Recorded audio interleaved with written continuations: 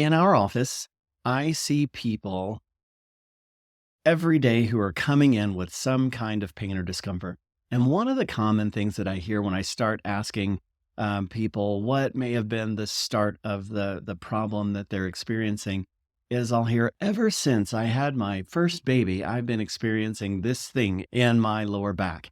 And that sends off some warning bells. One, birth can be traumatic and it can create certain issues there, but it also can have effects on the pelvic floor. And we love when we have opportunities to work with really good pelvic floor physical therapists. So today I have Dr. Amber Bartz, a pelvic floor physical therapist here in town, and I am so excited about the opportunity to interview her. We're going to talk today about what you do, why you do it, what makes your place stand out, and how you can best help our patients. So thank you so much for joining us today, Dr. Amber. Thank you for having me. I'm very glad we're able to do this. So, as we get started, I'm wondering if you can share with us a little bit about your journey into pelvic floor physical therapy and what got you motivated to specialize in this field. It's funny because I didn't start out thinking I wanted to do pelvic health. So it's been an interesting journey. I started out in doing orthopedics. I did residency and fellowship training in orthopedics. So I have a strong background in orthopedic care, especially in the spine. And then I got pregnant with my first and realized that, oh my gosh, there's some crazy stuff going on. And thinking to myself, I think I can help these women too. And that's when I started getting into more women's health and started taking more coursework, pregnancy, postpartum, internal pelvic floor assessment and treatment. And it just snowballed from there. And there's been no looking back since. Oh, I imagine your profession is in very high demand. And I don't just mean physical therapy is in high demand, but pelvic floor physical therapy specifically is in very high demand. So, can you tell me about maybe some of the reasons why someone would seek out a pelvic floor physical therapist? Yeah, so there's a lot of different reasons somebody would come to pelvic PT. One of the biggest ones is having issues with urinary incontinence or urinary leakage. That's a super, super common one. And it can happen immediately postpartum. It can happen during pregnancy, or it could happen 10, 15, 20 years down the road. So there's no specific timeline on that. But I also work with quite a few people who have bowel issues like constipation and obviously pelvic floor pain. If somebody's having pain with intercourse, pain with sitting, any of those things can bring you into PT.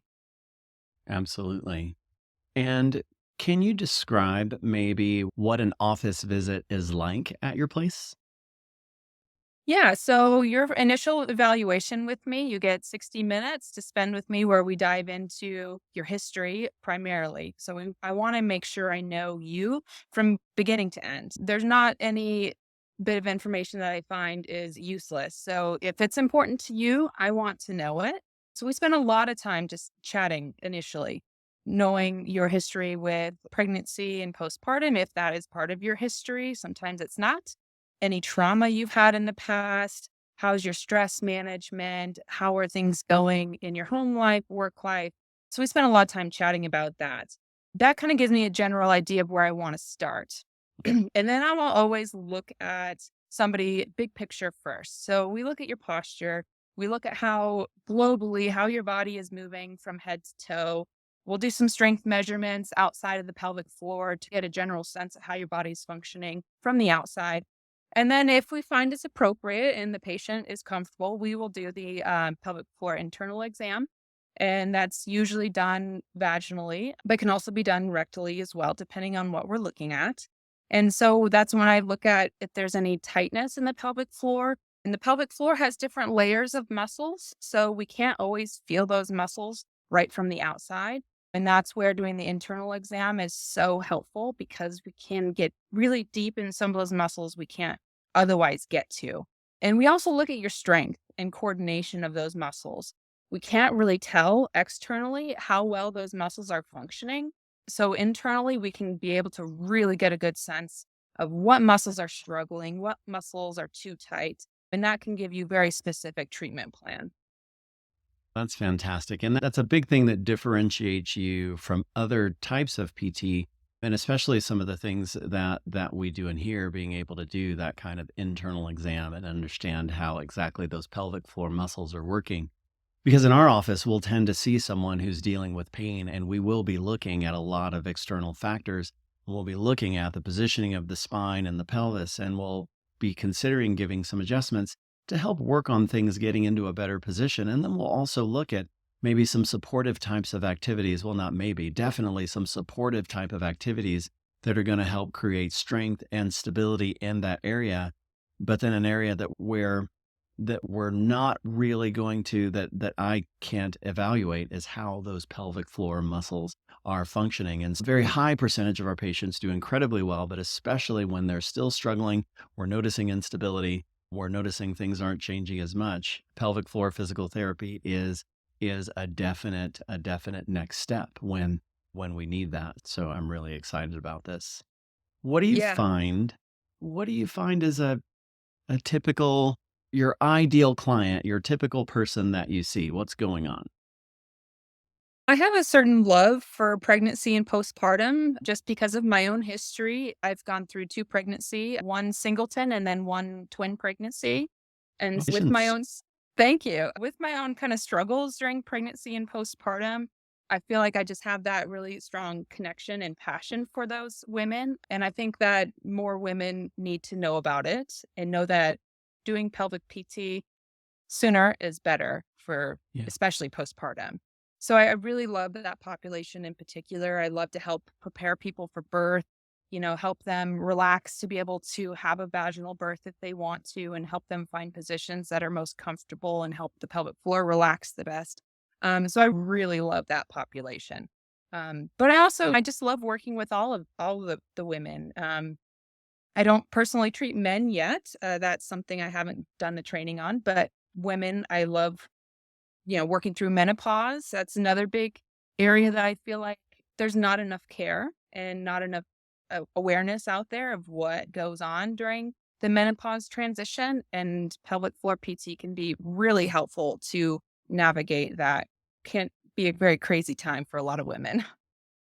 You're right about that. It's a good thing that they have you to be able to provide that care for them. I have a question. Are there, what are common misconceptions or regarding physical therapy or pelvic floor physical therapy in general? Do you notice anything that's a common misconception with what you do? Yeah, I think a misconception with pelvic floor PT and specifically is that we're going to be doing internal work every session and it's going to be really invasive. And people tend to have that kind of fear that, oh my gosh, I have to have somebody inside my body all the time. And that's all we're going to be focusing on. But really, that's only a handful of visits if we can get things addressed appropriately, because we don't spend the whole session and every session doing the internal work. We do so much other stuff with body awareness, body movement, strengthening you in different functional movements and things like that. I think people come in really intimidated about that, but that's only just a small piece of what we end up doing. That's great. I think in every profession, there are plenty of ideas of what's going to happen until they actually get in there and experience what it is that you do. And then they realize that, oh, this really is something that's fantastic and really can be helpful. So you see a lot of moms after pregnancy. It's very common that, and I know that's not your only client, but you see a lot of moms after pregnancy. What would you say are some of the biggest challenges that women are dealing with post pregnancy that lead them to you? I think a big issue a lot of women come in complaining about or worried about is their diastasis recti abdominis, a separation of the abdominal muscles that happens during pregnancy. And I think there's a lot of misconception about that too. You are right That's about starting to that. be, yeah, it's being a lot more debunked nowadays with research, but people always very concerned. I have to close this gap. I have to. If I don't close it, then I'm always going to be in pain when we know that the research really shows that the actual measurement of the gap doesn't necessarily equate to your level of pain or dysfunction. So I think that's a big thing that I always have to educate a lot of my postpartum moms about, of being like, okay, Yes, your abdominal muscles separated. That's normal. It happens in pregnancy. We have to accommodate that growing baby and that growing body. But your body will accommodate. And it's a really slow process. A lot of people think coming in, they're going to do PT for 6 weeks and then their diastasis is going to be gone. Mm. What we really know is that the body takes a really long time to heal those. One, because of your hormones. If you're still breastfeeding, you're having hormonal changes that are impacting your tissues and your ability to heal. Telling moms that it's going to take probably a year or more for this to go away or improve or sometimes not change at all. It's not something that's a quick fix. It's a long-term thing. And I think that another big thing that happens is just a lot of moms don't end up liking their body postpartum. They have to relearn how to work their pelvic floor muscles. They have to change how their body image is with stretch marks and any extra skin or things like that. And that's always a big thing for moms to work through. That's not necessarily something I can help them with. Just knowing that's something most moms go through and giving them resources for other providers if they feel like they need it. Yeah. I think sometimes just having that empathy, understanding where that person is coming from, allows you to provide so much better care than just checking the boxes that you're doing. Are we doing all the things that we're supposed to do? So it's good that you have a realization of that. So this is probably an entirely too simplistic of a question when it comes to the diastasis recti, but real quick question, Yeah. planks or crunches or neither? I say potentially yes to both. Uh-huh. When we're talking about the diastasis, we have so many different muscles that contribute to that, right? So many different muscles are connecting into there and pulling in different directions and things like that. And so I think that we have to individualize it depending on what your patient's weakness is. So if somebody has a really hard time finding their transversus abdominis, which is that really nice corset muscle that stabilizes the spine, if they're struggling finding that muscle, we may not be able to do planks for a while. We may need to start off with some super basic stuff and then slowly progress them back into planks. Not to say that planks themselves are very bad or good, or they're really neither. For Mhm. some people, they're probably great. And for other people, maybe not so great. It just depends on where your level is and how those muscles are functioning. In regards to crunches, they get thrown under the bus a ton that, "Oh, crunches are terrible, never do crunches." And again, I think that they can be good and they for some people and not so good for other people. It's so individualistic, and I hate that answer that it depends, but that's a lot of what Well, happens in PT. so many times that is the reality of the situation. There is no one perfect answer if you're treating each person like an individual. So that's good to know. I just know in some of my reading and over the years, there's plenty of back and forth in that regards. I wanted to make sure to get from the expert what you thought of that. Can you tell me, can you recommend any self care tips or exercises for people that are dealing with pelvic floor instability? Just some basics. Yeah, so I think there's 2 different camps we can put people in. You have the people who have too tight of a pelvic floor and having more of the pain issues, and then you have more of the weakness of the pelvic floor, which you can end up with prolapse, urinary incontinence, fecal incontinence. So you have 2 ballparks that people are generally speaking in one or the other. If you're in the really tight pelvic floor camp and you're having a lot of pain with intercourse or pain with sitting or things like that, you really want to focus on avoiding Kegels. We want to avoid activating the pelvic floor excessively because it's already super active. It's already And so you tight. really Yeah, want to focus on lots of stretching. that's good. Yeah, That's very stretching good. and stress management. People don't realize that we hold our stress and tension in our pelvic floor as well. So people always get tight and tense in their shoulders and you can physically see it. But that same thing happens to the pelvic floor as well. So if you're scrunching your shoulders because you're stressed or you're clenching your jaw because you're stressed, you're probably really clenching your pelvic floor muscles, and that's not so good. Stress management and body awareness is super helpful for those guys as well. That's If you're fantastic. in Yeah, if you're in the weak category where you just have an issue with holding things well, you maybe have more that instability of feeling like things are just not hold in place very well. You may get a lot of clicking and popping and can't tolerate one position for very long before you have to move to another position. That's when you want to focus more on that Kegel strengthening. But Kegels themselves are not the end all be all. That's just one small piece of the puzzle.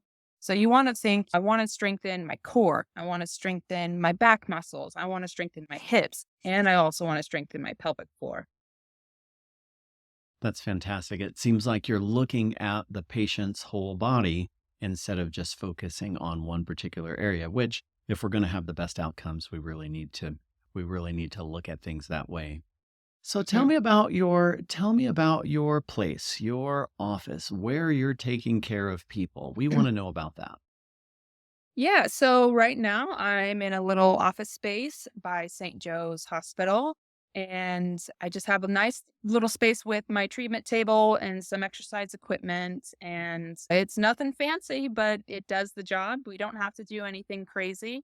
And I've had some flexible hours. Usually I work one Saturday a month. So if somebody needs Saturday appointments. I do have about 1 or 2 a month Saturdays I work. So there's some flexibility there, and you get a full hour with me for your sessions. So a lot of other places you may get only 30 minutes or 45 minutes, but you get a full hour with me when you come to see me, which is nice. So we can really dive into things, and that allows us to try to solve things more efficiently with less appointments. So that's the nice thing of having more time is we get to treat everything in one session or as much as we can in one session. And you don't have to keep coming back 2 or 3 times a week forever.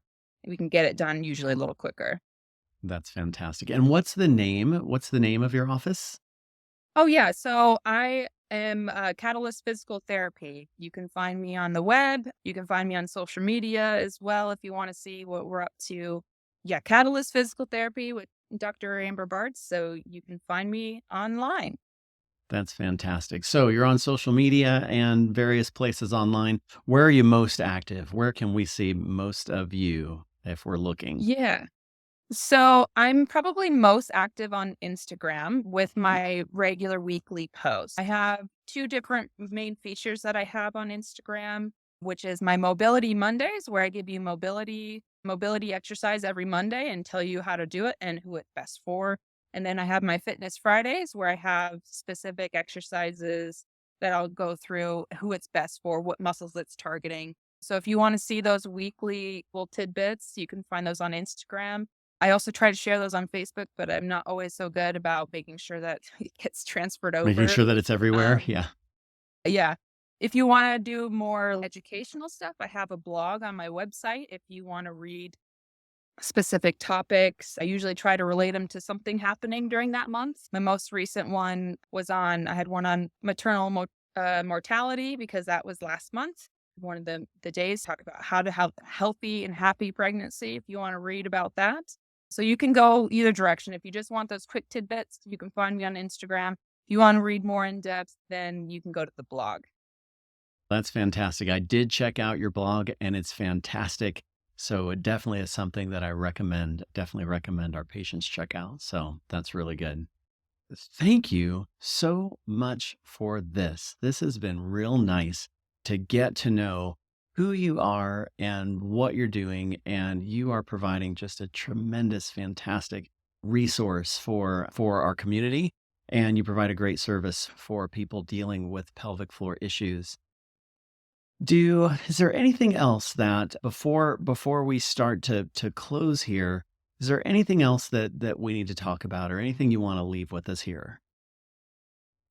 No, I don't think so. We talked about some really fun topics. I'm sure we can dive into 100 different things if we wanted to, but I think we hit some really good, important things to talk about. That's really good. I appreciate that. And this is really good. I think before we end here, it seems like, and you've answered some of my questions. It's something that's really important for us is educating our community. We have this, I don't know, a mission or a motto that we serve and we educate and we empower. And I love seeing another provider who's taking that education part of things really seriously because your reach then you are impacting people in our community, even at a wider scope than simply the people that are coming into your office. And it's so nice to see someone that's doing that. I am thrilled about the opportunity to make sure that we spread the word, that we get people who are dealing with pelvic floor issues out to you. And so I thank you for being on with us today. If someone wanted to reach you to schedule a time to come in to see you, what is the easiest way or what is the most ideal way for someone to do that? So you can call and you can also text my work number, which is 520-222-6928. You can also go straight to my website and you can, if you're like, I'm ready to go, I want to have an appointment, you can self-register on there as well. So if you go to my website in the top corner, there will be the button you hit that says new patient. If somebody's ready to go, they can do that or they can call or text my number. That's fantastic. If anyone wants to make sure that they can get in and see Dr. Amber, we've got her number. I'll make sure that it is either on this video or down in the comments somewhere, or go right to her website at Catalyst Physical Therapy. I'm sorry, can you give me the URL for your website again, just so that we're It's right on? www.catalyst-physicaltherapy.com. Great. All right. Thank you so much. Yeah, I want to make sure we get that just all right. This Perfect. was fantastic. Thank you so much. And I think at some point I may want us to hook up again and maybe do a couple of deep dives in some areas here. This is really great. Yeah, I would love that. Thank you so much. All right. I appreciate it. Thank you so much. And for anyone who's interested, you know how to get a hold of Dr. Amber. Thank you so much for joining us, and I wish you a great day. Thank you.